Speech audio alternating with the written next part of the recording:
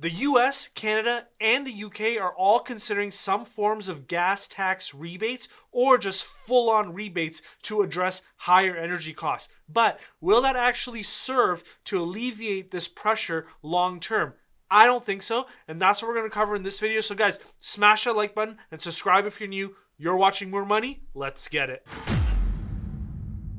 What's up guys, and welcome back to the channel where the goal here is to help at least 1,000 people achieve financial independence much sooner. And this one's a very interesting one because oftentimes in politics there's a lot of good intentions, but they have unintended consequences that make problems worse. And I believe that this is one of them when it comes to giving rebates out for higher energy prices using money that you don't necessarily have.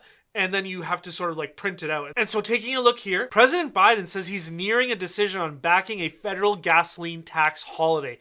And what that really is an effort led by the Democrats to pause that 18.4 cents per gallon of fuel tax, but that looks like it's being stalled due to Republican opposition. And it's not like it's only happening at the federal level. At the state level, there are more and more propositions or proposals to help consumers deal with higher energy costs. Here's an article that I saw from Barron's where it says that more states are working to get those savings to consumers. For example, New York just started suspending several gas taxes, which amount to approximately 16 cents per gallon. In California, they're just going to be handing out checks. So $400 for Californians for each car they own. That's a weird one because say if you're rich and you own 12 cars, are you going to get $400 for each one of the cars that you own? This one really doesn't make sense. I hope that they limit it to maybe 2 cars per family at the most. But notice, in the second paragraph, this article does talk about why gas taxes or tax holidays are not necessarily a good thing. And they say that it's a variety of reasons, but I just summed it up by saying it's because it promotes more consumption. And so what you end up happening is more demand for those oil products, which inevitably continue to push the prices higher. The other thing is, notice that the 2 states that are pushing these programs, it's New York and California. Well, these are the states what I would argue are more anti-oil or anti-oil drilling in the US. And what you end up having with these gas taxes, if you're promoting consumption, then effectively you're using tax dollars to promote oil company profits. So that's an unintended consequence that I just don't think that they're looking to generate. And then because you have this excess cash in the marketplace to help with higher oil prices, that effectively makes the problem go on for much longer than if you were to just let it sort itself out. The other issue is that it doesn't just make the prices for just fuel higher, but if you prolong the issue, it's going to mean that for that prolonged amount of time, everything that's transported through the trucking system is also going to become more expensive. So your groceries, any products you buy at furniture store, anything, literally anything. And so what that leads to is a stronger potential recession. So lots of unintended consequences for these types of policies, which I would say are well-intentioned. And it's not just Democratic states that have these good intentions. One of the more, I would say, liberal provinces in Canada, you can see here, just launched their own sort of tax break. So Quebec, the province of Quebec, budgeted for 2022 a $500 payment for Quebecers to offset inflation. And so this is just a straight tax break to cope with red-hot inflation. And of course, the highest level of inflation that we're seeing in Canada is from fuel. And then on the other side of the coast, I would say that that's Canada's other more liberal province, the province of British Columbia.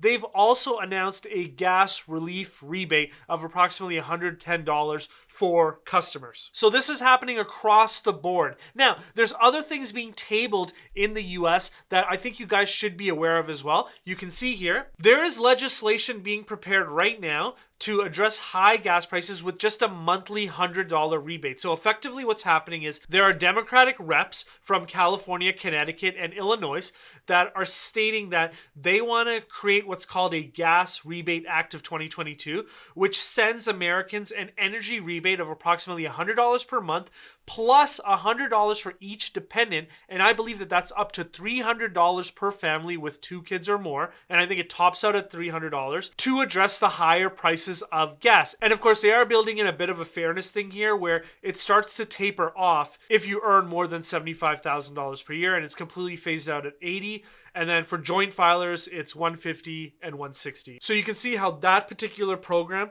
is really only trying to help the middle class and lower, which I think is a good idea. But at the end of the day, where are these states getting this money from, right? And so it ends up inevitably with the money printer. Well, we've already seen what the money printer has done to inflation, right? And so if we're just going to be sending out more money, you have to, at this point, know that helicoptering money to people is going to cause inflation as that money sort of works through the system. And the thing that's been saving us right now is that the velocity of money, and if you're not really sure what that means, please look it up, but the velocity of money, which is the amount of times that money exchanges hands in the system, that has sort of been going down. But if that starts picking up, if people start exchanging money faster as we start continue to pump more and more money into the system, that could really ratchet up inflation. And so look, there's a lot of things that the Federal Reserve can do to wind down inflation.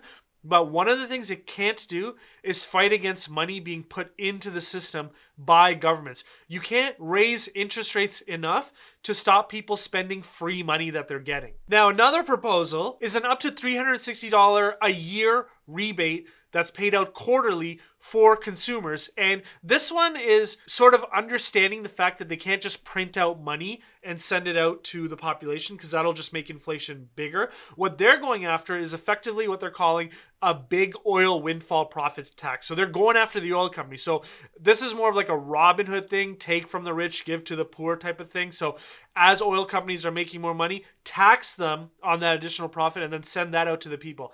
That kind of makes sense, but there's huge problems with this proposal also. So going back to the exhibit, you can see that what they want to do is 50% of the difference between the current price of the barrel of oil and its pre-pandemic average between 2015 and 2019. And I'll show you why that was specifically chosen a little bit later. That's what they're going to tax oil companies on. So any profits that they were making on oil prices that were higher than the average of 2015 to 2019, that's what they're going to go after them for. Now, before I explain why that was a selective year that was chosen, I just want to show you another act that's pretty much the same. So you can see here in Oregon, they're also going after the Stop Gas Price Gouging Tax and Rebate Act. And this again is going after excess profits for big oil companies. You can see that this second bill also proposes the same thing, that oil and gas companies would pay a one-time 50% tax on any adjustable tax income in 2022 that's above 110% of their average adjustable taxable income between 2015 and 2019. Notice how for both propositions, their year is the same. And so why are they using 2015 to 2019? Well, you can see here, look at how low the prices were in between 2015 and 2019. There's a reason why they're going after these particular years, because this is going to give them the highest potential amount that they could tax. They're not going after the prices that existed prior to 2015 and 2019, but what's really happening there is between 2015 and 2019, that's when you really had your shale oil drilling boom. And so the US actually became a net energy exporter because they unlocked that secret of the shale gas deposit and they started drilling amounts of oil that you've never seen before. Now, you can't have it both ways, in my opinion. You can't say that you completely want to stop drilling all throughout the US, which has largely been the Democratic position. I understand that they've changed or reversed course since oil prices have been higher, but that's largely been the position. And you know that that's been their position because even oil not being drilled into the US, flowing in from Canada, has been blocked, and not just by the Biden administration, but also by the Obama administration. And that's the Keystone XL pipeline. They keep canceling that. And so you can't simultaneously stop oil from flowing into your country and then discourage drillers from drilling. And then all of a sudden say, hey, you know what? Now that oil prices are going up, partially because of our policies, we are now going to penalize oil companies for making higher profits on the wells that they've already drilled and now that they're selling into the market. All it's going to do is it's going to increase that internal rate of return calculation for every new well drilled. And I understand that a lot of people may not necessarily understand what that means. What it means is you get a finance egghead and you give them all the inputs and they decide whether or not it's economical to drill a well. Well, if you have higher taxes, then that's just an input that goes into the calculation. And so when you're determining whether or not a well is feasible, or even to go after a certain location where you've received a permit for, and you start building out the whole financial model for it, you're just going to add that as an input. Eventually, the consumer has to pay for that. And so all this really does is increase the price at which drillers are willing to drill at certain locations. So inevitably, the consumer has to pay for it anyway. So I don't think a windfall tax helps in any way in this situation. And the other thing is, one of the things that continuously gets stated in the media is that it's oil companies that are price gouging. Well, I want to show you something. So you can see here that oil is essentially priced at different hubs all over the world. You can see that I highlighted the WCS in the top left there, and then I've highlighted the WTI. Now, the WTI is generally what's quoted in the news, but that's just one hub. That's in Cushing, Oklahoma, right? Notice how the price is $103.90 a barrel. If you go north into Alberta, notice that the Western Canada Select, that's the WCS, is trading at $84 a barrel. The reason why the Western Canada Select is trading at $84 per barrel is because it's so hard to transport that oil outside of Alberta, because we don't have pipeline capacity outside of Alberta, or enough pipeline capacity to handle all of the supply, because the current administration and the previous administration, the previous Obama administration, blocked the Keystone XL. And so we have to sort of take a reduced price because it's more expensive to rail cart it over into the US. And so it has to be competitive at the hub. And so in order for Alberta oil to be competitive in Oklahoma, you have to price it lower because you have to take into account the price of moving it. But notice that these aren't the only two hubs available in the world. You see that Russia has their own hub. So if Russia created the price hike, wouldn't their price be higher than the rest of the world? In fact, that's not really the case. The price is relatively the same across the world. And I understand that the Russian war would potentially cause drilling to decline, or cause greater geopolitical risk, which would increase the price of oil. And that's exactly what's happening. But to suggest that oil prices were not already going up prior to any invasion is just being disingenuous in my perspective. And you guys would think that with all of the evidence, a windfall tax wouldn't go through. In fact, a windfall tax has gone through.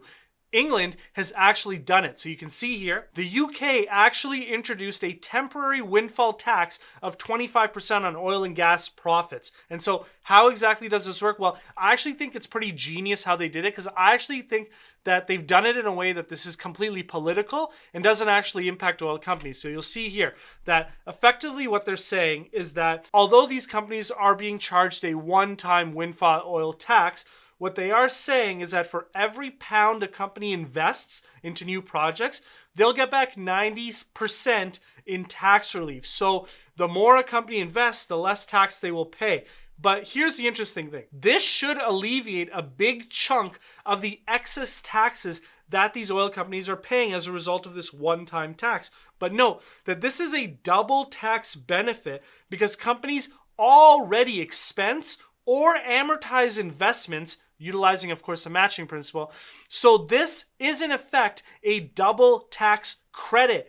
I think this is a political move and doesn't actually impact oil companies, but also doesn't anger the conservative base. So both sides actually accept the solution, which is very interesting. And it makes sense that it's their conservative party, which is in power, that pushed this proposal. And it looks like it might work to sort of quell both sides because nobody's really digging into seeing what it actually means. You're effectively giving oil companies a way out because they're already investing capex every year, but now that capex has an immediate double taxation benefit to them. So I think this is sort of a win-win. It gives you a win politically, but it also gives your oil companies a win as well. Now, in the US, it's a little bit different. You can see here, Biden has actually been going after oil companies. So he's pushing oil companies to drill more. And you'll see how I believe that this is a little bit disingenuous. So you'll see here, he's placing blame for rising oil prices on oil companies and effectively saying that they're not drilling. So he said they have 9,000 permits to drill. They are not drilling. Why aren't they drilling? because they make money not producing more oil, the president said. Now, here's the problem. Just because you're granted a permit doesn't necessarily mean you're magically able to start drilling. There's a whole engineering, environmental, and logistics process that needs to take place. At best right now, it could take more than 2 years to start drilling on a new permitted location. And that's because there's so much that goes into it. For example, just getting a drilling rig costs so much money just per day that you really have to have nothing else standing in the way by the time you get that rig over. And so there's so much cost that go into it, so much planning, so much project management. You can't just say, hey, we're issuing permits, now go and drill tomorrow. It doesn't work like that in the oil business. There's a lot of money at stake here, and not every well that's drilled pumps oil. So oil companies are taking losses all the time in trying to pump these oil wells. And the other thing that he's saying is that the president is criticizing oil companies for spending billions to buy back the stock of their own companies. And he said that this practice should be taxed. Now, here's the thing. There's already a practice that taxes money that's used to buy back stocks. It's called a corporate income tax, because you do not buy back shares unless you're using cash that's already been subject to corporate taxes before you can pay it out through dividends or share buybacks. Now, I understand that companies can borrow money to buy back shares, but effectively, they inevitably have to pay back that debt with post-corporate tax income. So it doesn't make sense that the president is saying that they need to tax this, because effectively what you're arguing here is a double taxation. Now, I don't think a lot of people in the media have picked up on that yet, but that's the first thing I thought of when he said that. Do we really want to start double taxing oil companies in buying back shares? That is more anti-capitalist than I've seen anything China do as of yet with their technology space. So there's lots of interesting stuff happening on the oil front. Now, one thing that you guys may not know is that oil is actually my expertise. I spent many years working in the midstream space in Canada. And so I got a really good understanding of global oil flows and oil drillers and midstreamers and upstreamers, and how some companies have really strong consolidator operations. I understand the midstream space in the US very well as well. And so one of the things that I'm going to be doing is adding more and more midstreamers, upstreamers, and even downstreamers or consolidated entities into the tracker. But you can see from here, there are 11 companies right now that are effectively under 50% of their intrinsic value. Full disclosure, there's no oil companies there yet, but I'm going to be adding oil companies very soon. And once again, to get access to the tracker, you can get access to the tracker at the lower tier of the Patreon. And it's very interesting because there's a lot of exciting opportunities that we do call out in the tracker. And like I always say, if you try out the tracker and it's not for you, no problem. Message me in the Patreon before you cancel and let me know that you tried it and it wasn't for you, and I'll fully refund your first month's subscription. Now, the other thing that's pretty interesting that you guys may have missed, and this is totally unrelated to oil, is in the world of the WWE, very interesting thing is happening right now where their CEO, Vince McMahon, you guys may know him from, just the product. Vince McMahon actually stepped down from his position as a CEO amid a misconduct probe, and actually dive into that whole situation and determine if it's time to buy WWE based on the fact that the shares actually crashed as a result of this announcement. And I go through that in this video right here.